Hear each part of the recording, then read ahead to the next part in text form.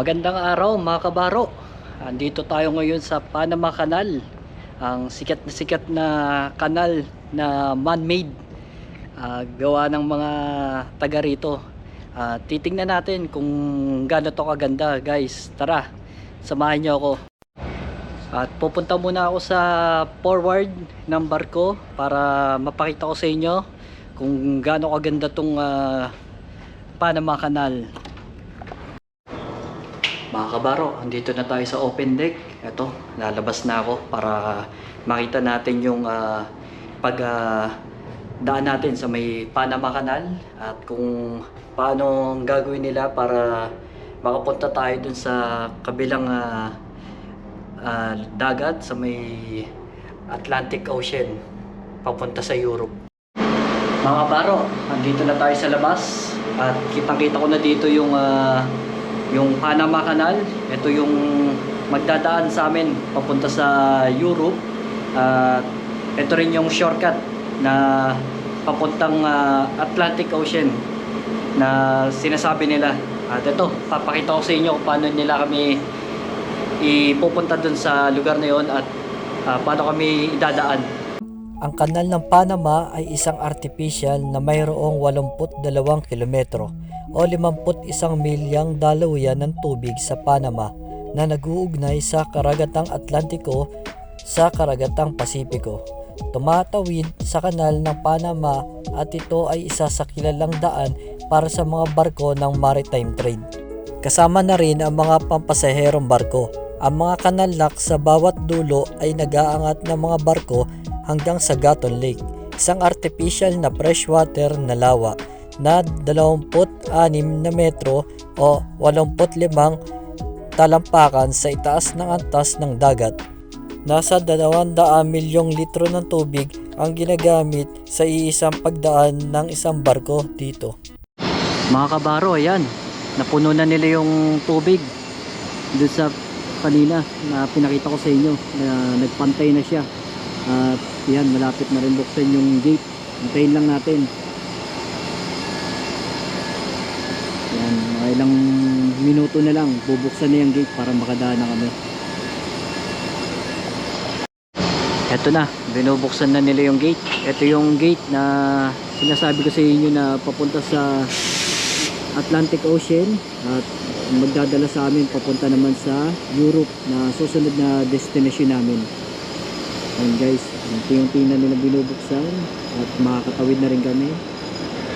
Ayan yung mga sightseeing dito sa pagdaan sa may Panama Canal. Ayan din yung mga inaantay ng mga aming mga pasahero.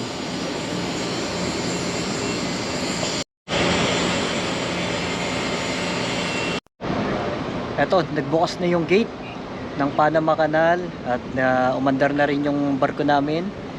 Tatawirin na namin tong lugar na ito at pag nakalagpas kami dito, ayun na yung susunod na destination namin, mapupuntahan na namin dahil dito sa pag shortcut namin sa may Panama Canal. Ang Panama Canal ay tumatakbo patungo sa timog mula sa pasukan nito sa Colon sa bahagi ng Atlantiko sa pamamagitan ng Gatun Lock hanggang sa isang punto sa pinakamalawak na bahagi. Pagkatapos ay lumiligo ito ng husto patungo sa silangan at sumusunod sa isang kurso sa pangkalahatan sa timog silangan hanggang sa maabot nito ang Bay of Panama. Sa bahagi ng Pasipiko, ang dulo nito ay malapit sa Balboa ay mga 25 milya o 40 kilometro. Silangan ng dulo nito malapit sa Colon. Sa bandang paralel ng kanal ay ang Panama Canal Railway at ang Boyd Roosevelt Highway. Ang mga mahabang breakwater ay ginagawa malapit sa mga approach channel sa parehong karagatan.